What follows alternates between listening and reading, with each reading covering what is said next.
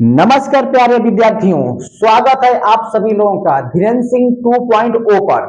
जैसा कि आप जानते हैं कि आगामी परीक्षा 2026 को ध्यान में रखते हुए हम आज उस महत्वपूर्ण टॉपिक के बारे में बात करने जा रहे हैं जो आपके पेपर में इसकी आने की संभावना बहुत ही ज्यादा है।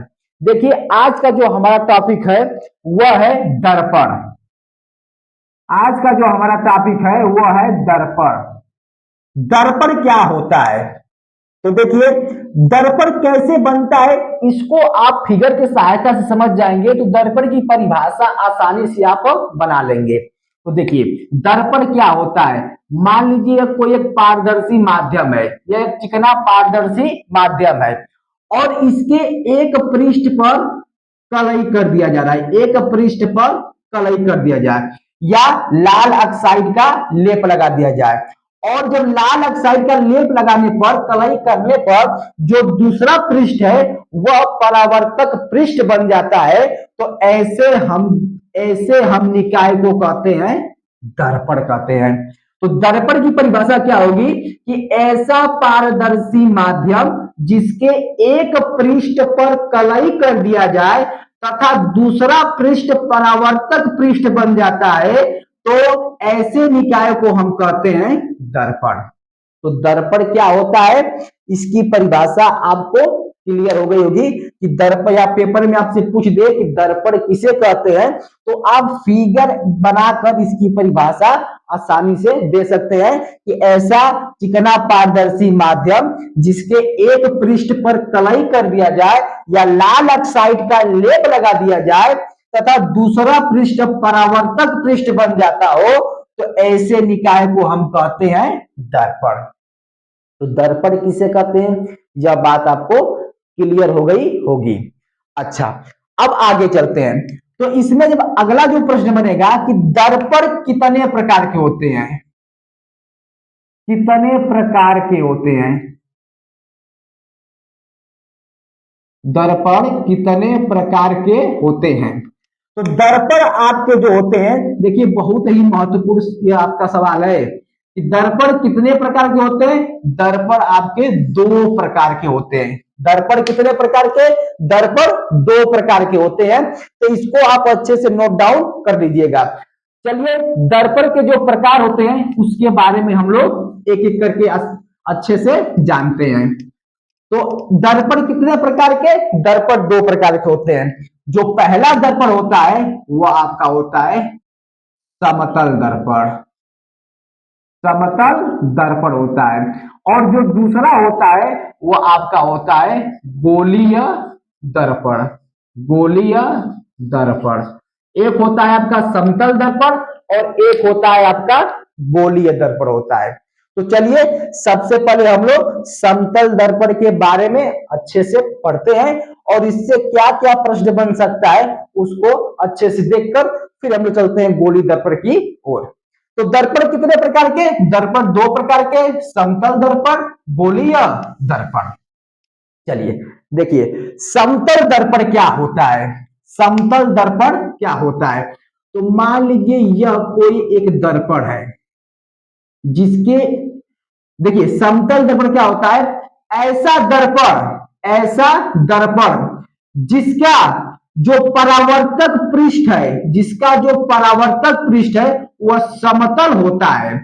ऐसा दर्पण जिसका परावर्तक जो पृष्ठ है वो समतल होता है, तो ऐसे दर्पण को हम कहते हैं समतल दर्पण।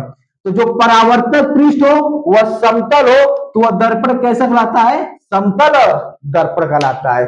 तो समतल दर्पण की परिभाषा जो है छोटी सी है, पेपर में पूछ देगा तो आप फिगर बना के आसानी से इसका आंसर दे सकते हैं कि समतल दर्पण क्या होता है या समतल दर्पण किसे कहते हैं। तो ऐसा दर्पण जिसका परावर्तक पृष्ठ समतल होता है उसे हम कहते हैं समतल दर्पण। तो यह बात आपको क्लियर हो गई होगी कि समतल दर्पण किसे कहते हैं। इसका फिगर यह है, जैसे पूछेगा आप फिगर बना के इसका आंसर आसानी से दे सकते हैं।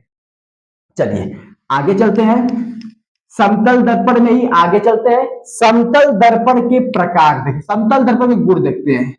समतल दर्पण के गुण, समतल दर्पण के गुण। कि समतल दर्पण का गुण क्या है। देखिए समतल दर्पण के गुण से प्रश्न बना सकता है और बिल्कुल ध्यान पूर्वक इसको आप पढ़िएगा। तो समतल दर्पण का गुण क्या होता है। देखिए पहला गुण क्या होता है कि समतल दर्पण के द्वारा, समतल दर्पण के द्वारा जो प्रतिबिंब बनता है वो कैसा बनता है। पहला प्रश्न ये पूछेगा कि समतल दर्पण के द्वारा बना प्रतिबिंब कैसा होता है। तो समतल दर्पण के द्वारा जो प्रतिबिंब बनता है वह आपका आभासी बनता है। कैसा बनता है। आभासी बनता है और सीधा बनता है। आभासी बनता है और कैसा बनता है, सीधा बनता है। तो समतल दर्पण के द्वारा जो प्रतिबिंब बनता है वह आभासी बनता है और सीधा बनता है। बिल्कुल ध्यान पूर्वक इसको आप अपने नोट में लिख लीजिएगा। देखिए दूसरा क्या गुण है। समतल दर्पण के सामने जब किसी वस्तु को रखते हैं तो उसका जो आकार होता है वह वस्तु के आकार के बराबर होता है। वस्तु के आकार के बराबर, वस्तु के आकार के बराबर, वस्तु के आकार के बराबर। यानी समतल दर्पण के सामने जब किसी वस्तु को आप रखते हैं, मान लीजिए कोई समतल दर्पण है, इसके सामने कोई वस्तु को आप रखे हैं तो इसका जो आकार है, मान लीजिए 2 मीटर की वस्तु है तो इस प्रतिबिंब के अंदर भी इसका आकार कितना रहेगा, 2 मीटर ही रहेगा। तो प्रश्न पूछेगा कि समतल दर्पण में बना प्रतिबिंब का आकार कैसा होता है। तो समतल दर्पण में बना प्रतिबिंब का आकार वस्तु के आकार का क्या होता है, बराबर होता है। वस्तु के आकार के बराबर होता है। तो यह दोनों बात आपको क्लियर हो गया होगा कि समतल दर्पण द्वारा जो प्रतिबिंब बनता है वह आभासी बनता है, सीधा बनता है और वस्तु के आकार के बराबर बनता है। तो यहां से प्रश्न बनने की संभावना बहुत ही ज्यादा है। चलिए अगला जो गुण होता है उसकी ओर हम लोग चलते हैं। समतल दर्पण का जो तीसरा गुण होता है वह क्या होता है कि अगर मान लीजिए कोई यच ऊंचाई का व्यक्ति है, कोई यच ऊंचाई की वस्तु है या कोई यच ऊंचाई का व्यक्ति है और उसका पूरा प्रतिबिंब समतल दर्पण में हम बनाना चाह रहे हैं, तो जो समतल दर्पण की ऊंचाई होगी वह कितनी होगी।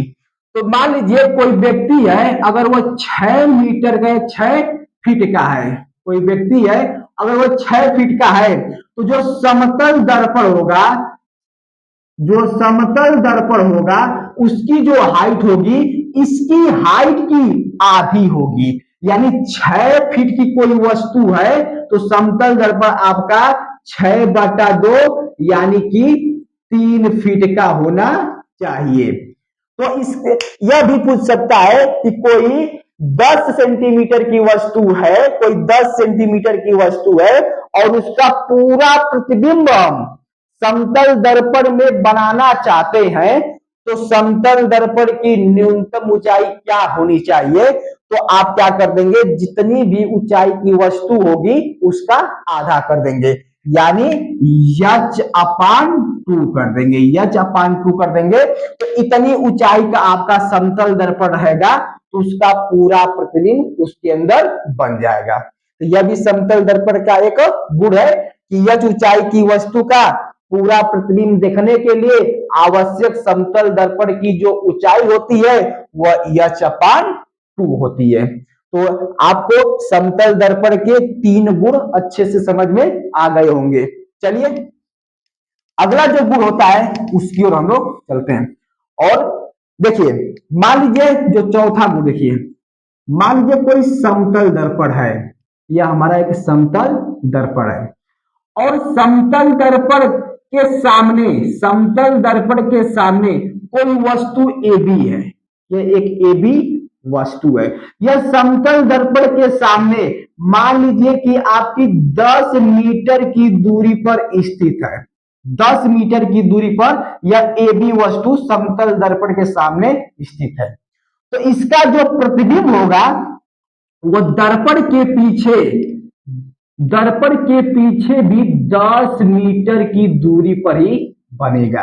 10 मीटर की दूरी पर ही क्या होगा, यह प्रतिबिंब बनेगा। यानी दर्पण के सामने कोई वस्तु 10 मीटर की दूरी पर रखी गई है, तो इसका जो प्रतिबिंब होगा समतल दर्पण में, वो दर्पण के पीछे 10 मीटर की दूरी पर ही क्या होगा, बनेगा। और कैसा बनेगा, अभी आपको हम पीछे बताए हैं कि वस्तु के आकार के बराबर बनेगा और आभासी बनेगा, सीधा बनेगा। तो देखिए यहां से आपको एक प्रश्न पूछ देगा कि कोई व्यक्ति दर्पण से 5 सेंटीमीटर की दूरी पर खड़ा है, तो या कि कोई वस्तु दर्पण से 5 सेंटीमीटर की दूरी पर रखी है, तो उसका यानी वस्तु का और प्रतिबिंब के बीच की जो दूरी होगी वो कितनी होगी। प्रश्न यह है कि कोई व्यक्ति या कोई वस्तु दर्पण से 5 सेंटीमीटर की दूरी पर रखी गई है, तो प्रतिबिंब और वस्तु के बीच की जो दूरी होगी वह कितनी होगी। तो 5 मीटर की दूरी पर है तो प्रतिबिंब बनेगा 5 सेंटीमीटर की दूरी पर है तो प्रतिबिंब बनेगा 5 सेंटीमीटर की दूरी पर, तो टोटल कितना हो जाएगा, 10 सेंटीमीटर हो जाएगा। तो आशा करते हैं आपको समतल दर्पण के गुण समझ में आ गया होगा। एक बार फिर आपको रिपीट कर दे रहे हैं। जो पहला गुण होता है कि समतल दर्पण के द्वारा बना प्रतिबिंब कैसा होता है, आभासी होता है और सीधा होता है। दूसरा बताए हैं कि जो समतल दर्पण में प्रतिबिंब बनता है वह वस्तु के आकार के बराबर होता है। तीसरा बताए हैं कि अगर कोई व्यक्ति समतल दर्पण के सामने खड़ा है, उसकी ऊंचाई जो है वो 6 फीट है। अगर वो अपना पूरा प्रतिबिंब उस दर्पण में दिखना चाहता है तो न्यूनतम समतल दर्पण की ऊंचाई क्या होगी, तो जितनी ऊंचाई की वस्तु या व्यक्ति है उसका हम आधा कर देंगे, यानी h/2 ऊंचाई का समतल दर्पण जाकर रख देंगे तो उसका पूरा प्रतिबिंब उसमें बन जाएगा। चौथा पर है कि कोई वस्तु है वो समतल दर्पण से 10 मीटर की दूरी पर, यानी मान लीजिए x मीटर की दूरी पर स्थित है, तो उसका जो प्रतिबिंब होगा दर्पण के अंदर भी उतनी ही दूरी पर बनता है जितनी दूरी पर वस्तु दर्पण के सामने रखी गई होती है। दर्पण के सामने जितनी दूरी पर वस्तु रखी गई होती है, दर्पण के पीछे उतनी ही दूरी पर उसका प्रतिबिंब बनता है। तो यहां से प्रश्न आपको पूछ सकता है कि मान लीजिए हम एक प्रश्न आपको इस पर करा रहे हैं, बिल्कुल ध्यान से कीजिएगा क्योंकि यहां से प्रश्न आपका पूछ सकता है पेपर में। देखिए मान लीजिए कोई समतल दर्पण है, या कोई एक समतल दर्पण है और समतल दर्पण से 5 मीटर की दूरी पर एक वस्तु AB है। 5 मीटर की दूरी पर वस्तु एक AB है, तो इसका जो प्रतिबिंब बनेगा वह दर्पण के अंदर भी 5 मीटर की दूरी पर ही क्या होगा, बनेगा। 5 मीटर की दूरी पर बनेगा। तो प्रश्न देखिए क्या पूछेगा कि दर्पण से प्रतिबिंब की दूरी बताइए। पहला प्रश्न पूछेगा कि दर्पण से प्रतिबिंब की दूरी बताइए, तो पहला आंसर आपका हो जाएगा 5 मीटर। कितना हो जाएगा, 5 मीटर। और प्रश्न बना सकता है कि दर्पण से वस्तु के बीच की दूरी बताइए। दर्पण से वस्तु के बीच की दूरी बताइए, तब कितना होगा, तो देखिए यह 5 मीटर और यह 5 मीटर, टोटल जो हो जाएगा आपका 10 मीटर हो जाएगा। तो बिल्कुल ध्यान पूर्वक इसका आप आंसर देंगे। प्रश्न में क्या पूछ रहा है उसको ध्यान में रखकर, दर्पण से पूछा है प्रतिबिंब की दूरी पूछा है कि वस्तु से प्रतिबिंब की दूरी पूछा है। तो आशा करते हैं समतल दर्पण के जो गुण है वह आपको 4 गुण यह समझ में आ गए होंगे। चलिए अगले गुण की ओर चलते हैं।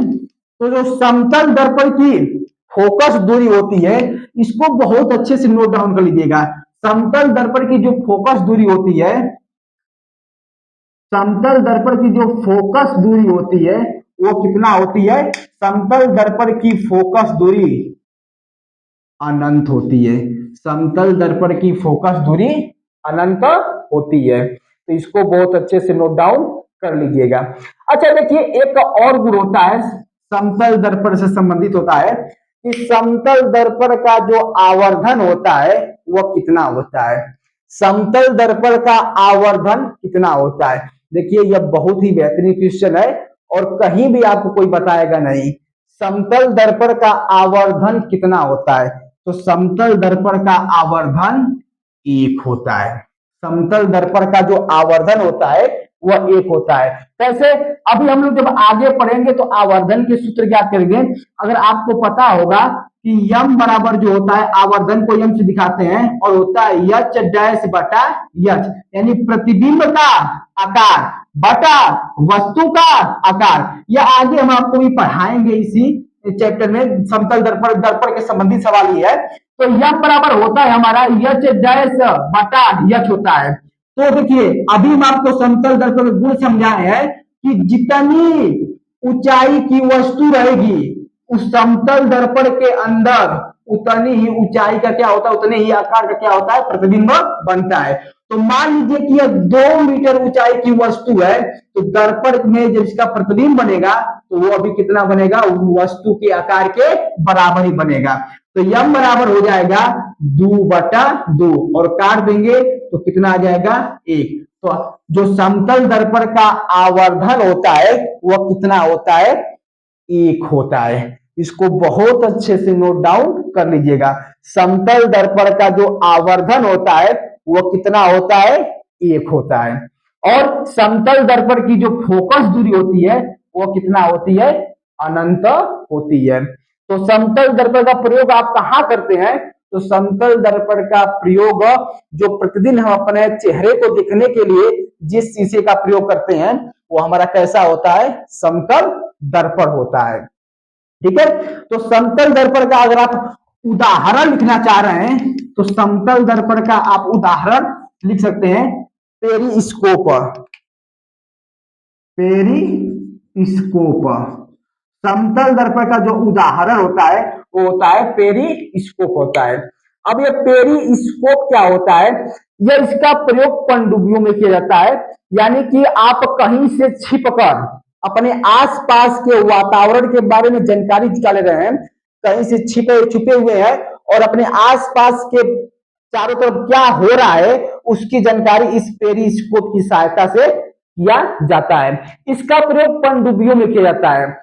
पनडुब्बी में क्या होता है कि जो पनडुब्बी होती है जल के अंदर अपना चलती है और उसमें से एक पाइप निकाल कर उसमें क्या होता है कि वो चारों तरफ का अपना क्या करता है, पूरा वातावरण को देख लेता है कि कहीं कोई बाधा तो नहीं है। तो उसमें पेरिस्कोप लगा होता है और उसमें वो समतल दर्पण से इसको बनाया जाता है।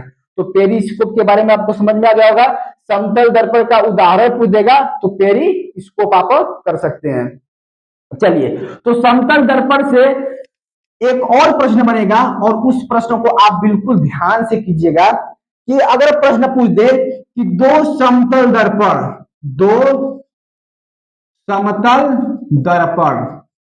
यदि 45 अंश के कोण पर, दो समतल दर्पण यदि 45 अंश के कोण पर रखे हो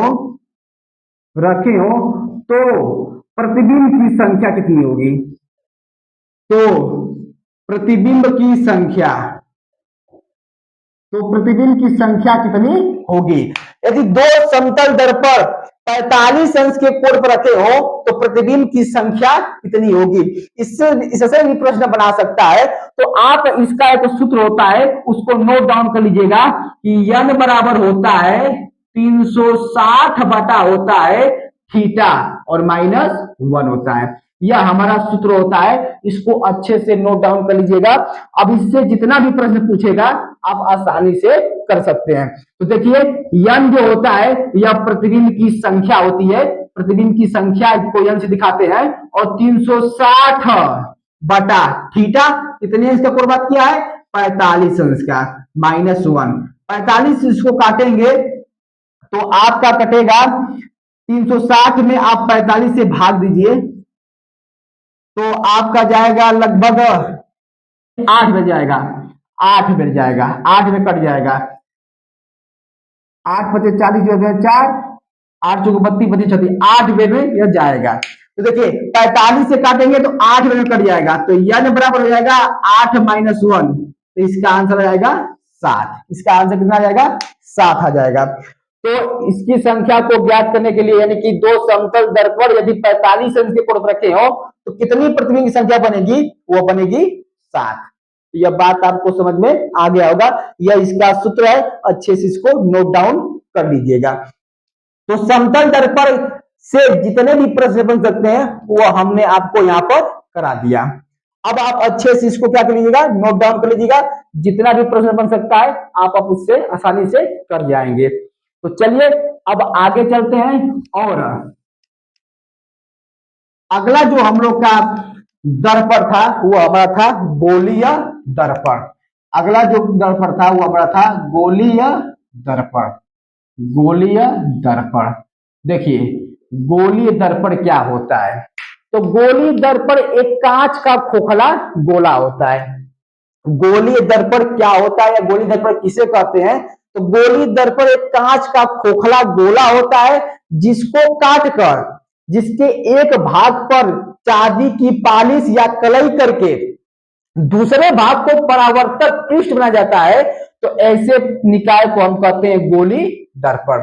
गोलीय दर्पण क्या होता है, एक कांच का खोखला गोला होता है जिसको काटकर जिसके एक भाग पर क्या किया जाता है, चांदी की पालिश की जाती है, जिसके एक भाग पर चांदी की पालिश की जाती है या कलई की जाती है, और दूसरा जो भाग होता है उसको परावर्तक पृष्ठ बनाया जाता है। दूसरे भाग को क्या बनाया जाता है, परावर्तक पृष्ठ बनाया जाता है। तो ऐसे दर्पण को हम क्या कहते हैं, गोलीय दर्पण कहते हैं। ऐसे दर्पण को हम क्या कहते हैं, गोलीय दर्पण कहते हैं। तो गोलीय दर्पण की परिभाषा क्या बन गई कि कांच का वो खोखला गोला जिसको बीच में से काटकर जिसके एक पृष्ठ पर चांदी का लेप लगा दिया जाए या कलई कर दिया जाए तो दूसरा पृष्ठ परावर्तक पृष्ठ बन जाता है, ऐसे निकाय को हम कहते हैं गोलीय दर्पण कहते हैं। यह बात आपको क्लियर हो गई होगी कि गोलीय दर्पण की परिभाषा क्या है, ठीक है। तो ऐसा गोलीय दर्पण या कांच का वो खोखला गोला जिसको काटकर जिसके एक पृष्ठ पर चांदी का लेप लगा दिया जाए या कलई कर दिया जाए और दूसरे पृष्ठ से प्रकाश का परावर्तन होता है, ऐसे दर्पण को, ऐसे निकाय को हम क्या कहते हैं, गोलीय दर्पण कहते हैं। या ऐसा दर्पण जिसका परावर्तक पृष्ठ कैसा हो, गोलीय हो। ऐसा दर्पण जिसका परावर्तक पृष्ठ कैसा हो, गोलीय, उसे हम कहते हैं गोलीय दर्पण।